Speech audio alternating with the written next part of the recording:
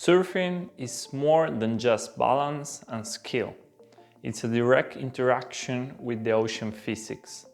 But what exactly makes a wave surfable? Why do some waves form the perfect barrels while others collapse into a chaos? Welcome to Ocean Science. Today I will explain the physical oceanography behind waves and explore how surfers harness this knowledge around the world.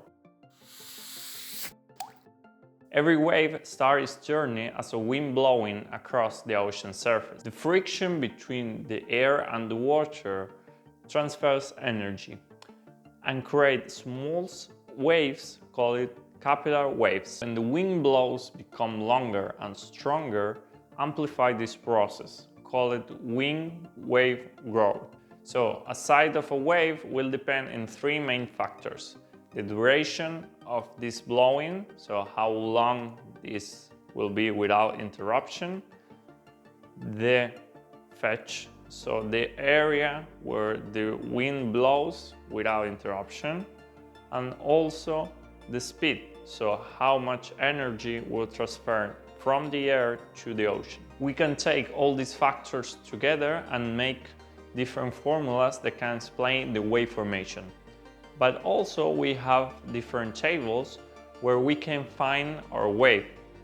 Let me explain. If we have a different fetch or different duration of the wind or a different speed, we will have this table where we can find our wave depending on the different characteristics that we have in the first place. And when we choose the biggest factors of each one of these characteristics, we will have big waves, waves that are stronger and bigger than anyone else and can travel the ocean from one point to another. We explain how a wave forms, but then the wave arrives to the coast. And here we have two scenarios. We will have the deep water scenario and the shallow water. Here we have a wavelength that are less than the half of the deep. And here we have the opposite situation. So the particles that we have on the water takes different patterns and starts to work in a different wave depending on the deep that we have. We will have two equations to explain how the water moves in the different deeps. As we can see in the formula for the shallow waters, we will have the speed of this wave and also the height. So when we arrive to the coast, the speed becomes smaller and then the height becomes higher.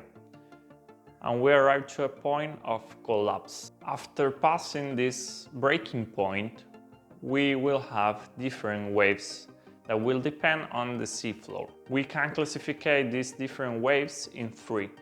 Some authors use four, but the main ones are three. We will have the spilling waves, great for the beginning on surfing, the plunging waves that are ones that you are searching, so the greatest waves for surfing, and finally the surging waves, ideal for the longboard user. An important effect that we have on the wave formation is the refraction. So we will have these waves that are traveling across the ocean and then they arrive to a coastal zone. Here, when the waves arrive to the coast, change its velocity, as we see before. So one part of this wave we will have a less velocity than the other one. So they start to rotate and creating these effects of refraction. And there we can change the formation of the waves. This is an important effect to take in consideration for the wave formation. Okay, so until now we see how the different waves are formed and how we can explain this formation.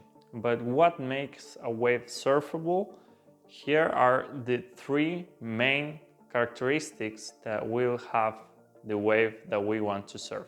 We will have the wave height, so a larger wave carries more energy, but the height doesn't guarantee a good ride. We will have also the wave period, and this is an important characteristic that has the waves, is the time that pass between two crests, and shows how a wave carries more energy and becomes faster and is more predictable when the period became greater than 10 seconds. And finally, we will have the wave energy flux.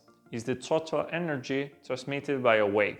The local winds are the final piece of the puzzle. The offshore winds blowing from the coast to the sea grounds the waves, holding them up for more time, and the onshore winds creates messy, choppy surf. Understanding these local dynamics helps to the surfers to make safe and smarter decisions in the water. By understanding the physics behind the surfable waves, we don't gain only a deeper appreciation of the ocean, but also the knowledge to catch the best rides of our lives. If you want to keep exploring the science of the ocean, subscribe to the channel. That is all for today. Thank you for watching, and I will see you the next Saturday at 12 with the next video. Bye bye!